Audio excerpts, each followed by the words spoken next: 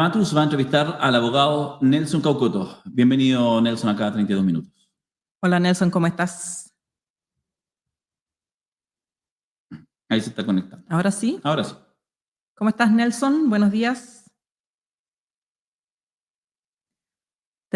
¿Estará muteado, Nelson?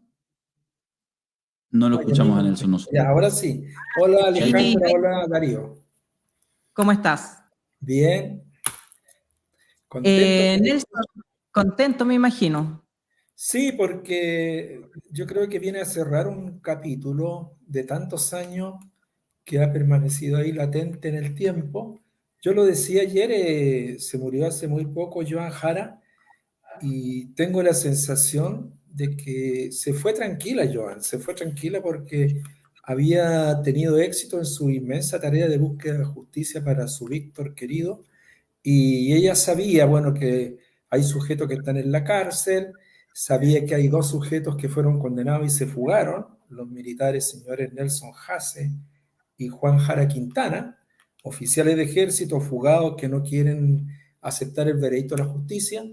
Y sabía también, Joan, de que Pedro Barriento había sido detenido en Estados Unidos y que tarde o temprano iba a llegar a Chile. Así que yo creo que se fue en paz habiendo cumplido la tarea que ella se propuso durante tantos años.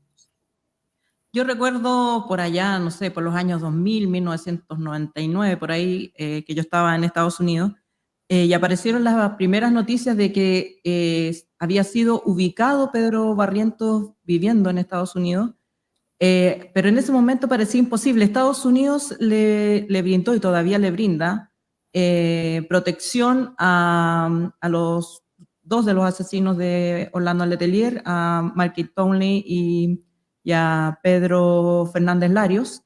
Entonces, Pedro Barrientos aparecía como en ese universo, ¿no? De gente protegida de alguna manera por Estados Unidos. ¿Qué hizo que en este caso Estados Unidos, acudiendo a esta formalidad, pero de todas maneras es una decisión política, accediera a la expulsión de Barrientos?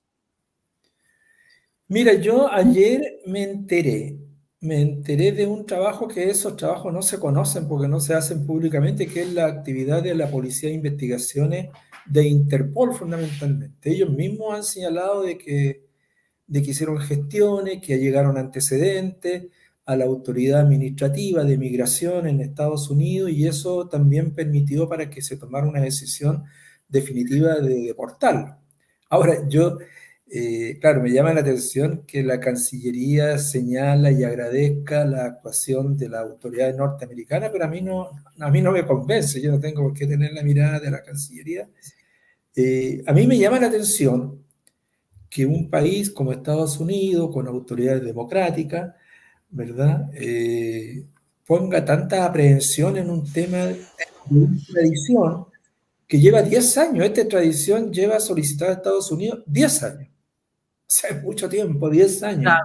Y todavía no la han resuelto, a pesar de que las autoridades norteamericanas han pedido informe al juez que tramitó este proceso y dictó la primera sentencia, al ministro Miguel Vázquez, y don Miguel ha enviado todos los antecedentes solicitados. Entonces, si tú sacas la cuenta, haces las sumas y restas correspondientes, ¿qué te queda? Te queda que para los norteamericanos es más grave la infracción de una norma de migración que la protección y la extradición para un sujeto que está acusado de crimen de lesa humanidad. Eso a mí me deja, la verdad, haciendo mucho ruido hasta el día de hoy.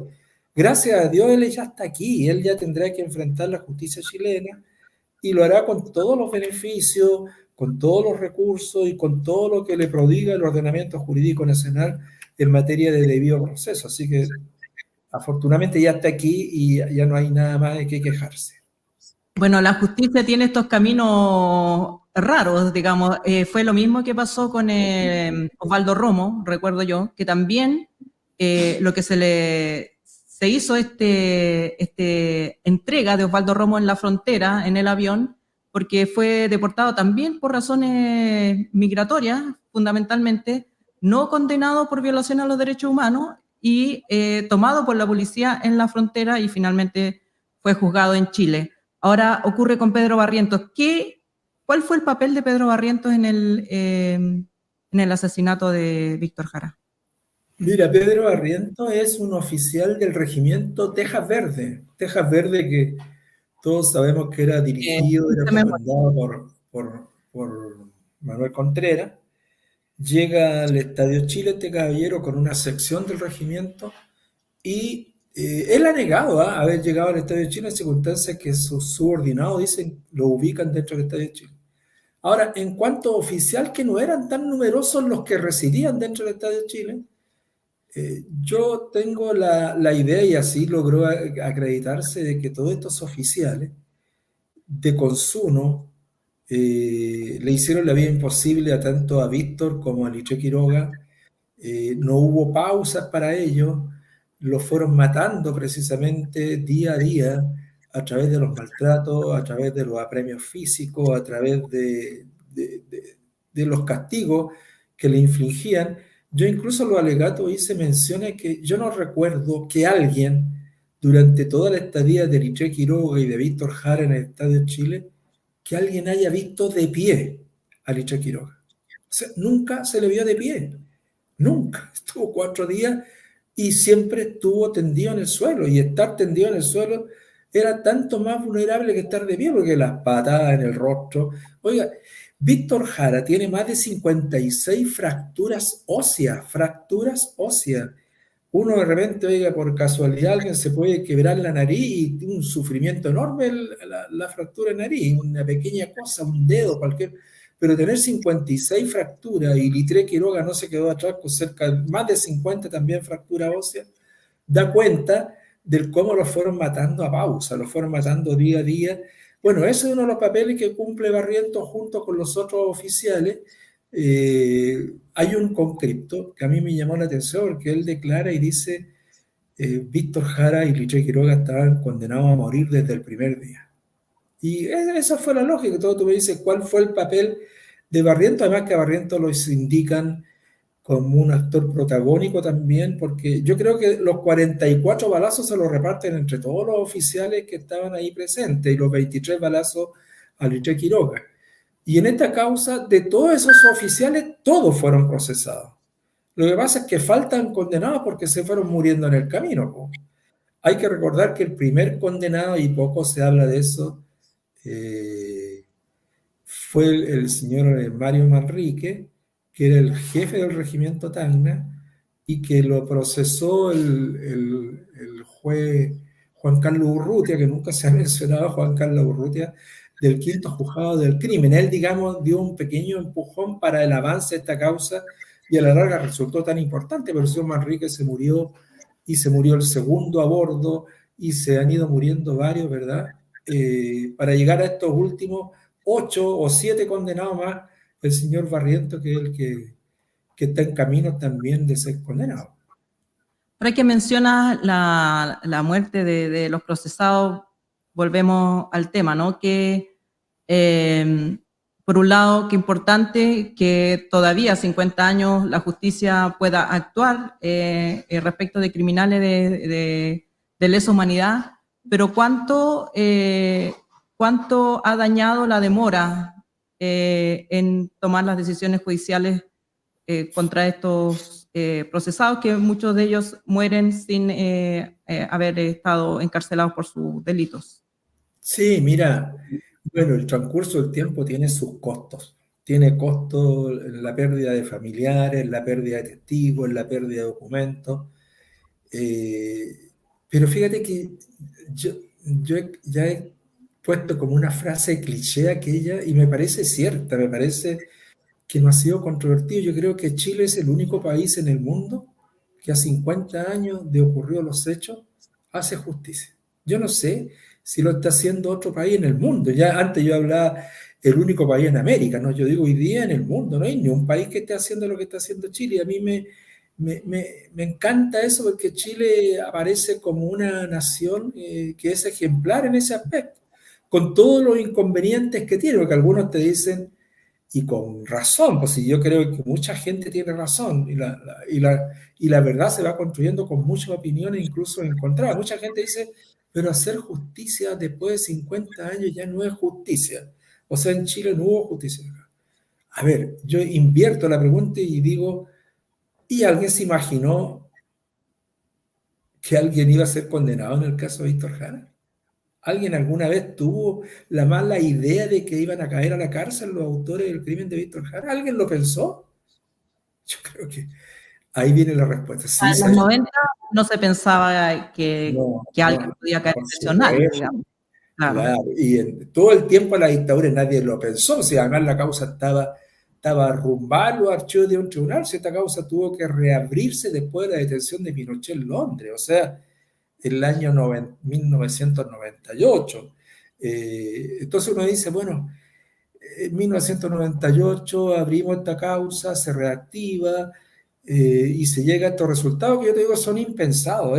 Yo siempre tuve la duda porque ya lo he dicho tantas veces aquí, no tuvimos colaboración de nadie, absolutamente nadie. Fíjate que esta causa la construyeron los ministros en visita con su propio empuje y con la inmensa presencia de testigos. Y yo digo, teníamos 5.000 testigos de estos hechos, con los 5.000 testigos, testigos. ¿sí? Con la declaración de los conscriptos. Entonces, logramos un gran concurso de personas que fueron a aclarar los hechos, por eso que aparecen como, oye, la condena del ministro Vázquez fue inalterada en primera, segunda y Corte Suprema, o sea, una sentencia que pasó, pero como por un tubo en todo este proceso. Entonces, eso yo encuentro que habla bien de Chile, habla bien de sus jueces, habla bien de cómo se reivindica la justicia. Y eso te podría decir, o Ya. sea, Muchas gracias, Nelson. Ya habla muy bien. Yo le quiero decir a nuestros auditores y auditoras que este proceso tampoco hubiera llegado a este fin si no hubiera abogados con la persistencia de Nelson Caucoto, que contra viento y marea, momentos muy bajos o con poco apoyo para los defensores de derechos humanos, siguió adelante y ha sido parte esencial de este proceso y esta condena. Así que un homenaje para ti, Nelson, y muchas gracias por esta entrevista. bueno, gracias. Nelson, Gracias. déjame contestarte con una cosita pequeña. Perdón, te interrumpí. No, dime nomás. Mira, te quería hacer la siguiente pregunta. A propósito de alguna manera del cierre, o no el cierre, de la falta de densidad que tuvo en septiembre los 50 años del golpe militar. Porque no hubo finalmente de la clase política en su conjunto, y por otra parte probablemente tampoco hubo suficiente fuerza de las fuerzas cercanas más bien al gobierno para haber marcado un hito que permitiera un paso adelante. Si uno piensa incluso con las noticias que antes de septiembre y ahora van de alguna manera cerrando, por ejemplo, un caso tan importante como el asesinato de Víctor Jara, en realidad como que son noticias particulares y solo seguramente le resultan muy significativas para el mundo que está mirando permanentemente la necesidad, digamos, de verdad, justicia, memoria, reparación, no repetición. Entonces la pregunta que te hago es, ¿cómo ves tú el futuro? ¿Qué cosas se debieran impulsar? Por ejemplo, la Subsecretaría de Derechos Humanos. ¿Qué cosas que se debieran realizar desde el gobierno, desde el Estado, para efectivamente ir avanzando en instalar una cultura de promoción de los derechos humanos?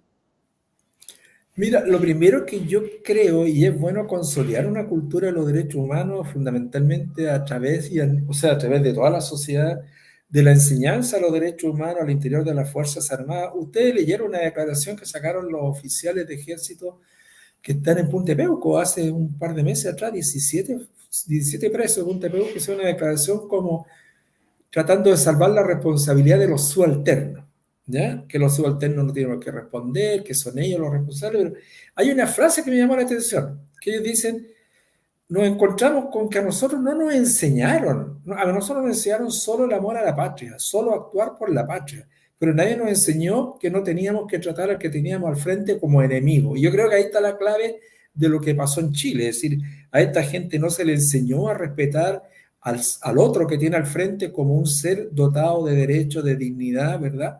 Y simplemente se le arrasó. Eso se están dando cuenta hoy día. Pero eso es obra de la falta de educación en derechos humanos. Ustedes saben lo que dijo Pinochet cuando el presidente Elwin le llevó el informe Reti, y en el informe Reti aparece la necesidad de que el ejército estudie derechos humanos, la escuela matriz se produzca, ¿verdad? En los programas de estudio se incorpore derechos humanos. Pinochet dijo, a mí no me interesa esto. llévese su informe RET y no me interesa esto, nosotros jamás vamos a incorporar dentro de la escuela matriz la enseñanza de derechos humanos. Ahí tienen la respuesta de estos 17 oficiales que ahora se quejan de que no le enseñaron aquello antes. Ahora, yo te quiero decir en 2 palabras, yo creo que hace falta fortalecer esta cultura de derechos humanos ahora a nivel de la justicia. Yo creo que los tribunales lo han hecho muy bien, pero ojalá que permanezca en el tiempo. Yo no quiero ver que hayan vaivenes de aquí a futuro, porque aquí ya se ha escrito una historia y esa historia es re importante. Pero además se ha abierto paso también al nivel de la sociedad, lo que todos conocemos como el negacionismo. Y yo siempre coloco un solo ejemplo. Digo, el negacionismo para mí es, por ejemplo, que el caso Lonquén, que es el caso tal vez uno de los más dramáticos que haya ocurrido en Chile, el caso Lonquén llenó las páginas de los diarios, de películas, todas las emisoras radiales, la televisión, lo llenó de noticias el caso Lonquén. Pero nosotros terminamos hace 2 años el caso Lonquén y no salió en ninguna parte de la noticia. Entonces ahí le estamos abriendo paso a esta otra parte que es el negacionismo. Yo decía el otro día, en julio, agosto, hubo 54 agentes del Estado que cayeron presos. No, ninguna noticia sobre eso en ninguna parte, ningún matinal, ningún medio de los medios tradicionales, Mercurio, Tercera, La Segunda, La Última Noticia. Sí lo hubo en los medios alternativos. Afortunadamente, gracias a Dios, existen estos medios alternativos, los medios digitales, el propio programa de ustedes, que permiten luchar también contra esa tendencia al negacionismo. Así que tu pregunta es tan amplia que podía estar todo el día contestándote. 30 segundos, una última. ¿Cuándo el libro sobre este caso, contando la historia de este caso y de la justicia que finalmente se impone después de 50 años para Víctor y para Litré? Yo no tengo pensado hacer libro, ya lo hizo Freddy Stock, lo hizo Mario Amorós en España. No sé, yo creo que hay que hacer un libro sobre lo que ha sido la trastienda judicial. Eso hay que hacerlo, un libro que le cuente a los chilenos qué pasó, cuál es el lado B de la justicia, qué tuvo que vencerse, contra qué tuvo que lucharse, el cómo el poder fortalecer la impaciencia muchas veces de no tener resultados, porque es difícil trabajar sin resultados. Si nosotros hubiésemos sido, le he dicho siempre, ingenieros comerciales, el ingeniero comercial ve los balances. Si el debe está muy alto y el haber muy bajo, deja de hacer ese negocio. Pero esto no es un negocio, nosotros con el debe en contra, igual teníamos que lograr éxito. Siempre dijimos que las cosas habrían que cambiar en el futuro, porque no podíamos vivir 100 años con la misma brutalidad. Alguien tendría que poner aquí el acento en la justicia. Y eso se ha ido haciendo, se ha ido construyendo. Yo creo que ese libro falta. La historia de la trastienda judicial, que es muy entretenida, y la Alejandra Matu tiene un montón de información. Así que podríamos unir nuestros esfuerzos para la casa. Tarea para la casa. Muchas gracias, Nelson. Gracias, Gracias Nelson. a ustedes. Adiós. Chao.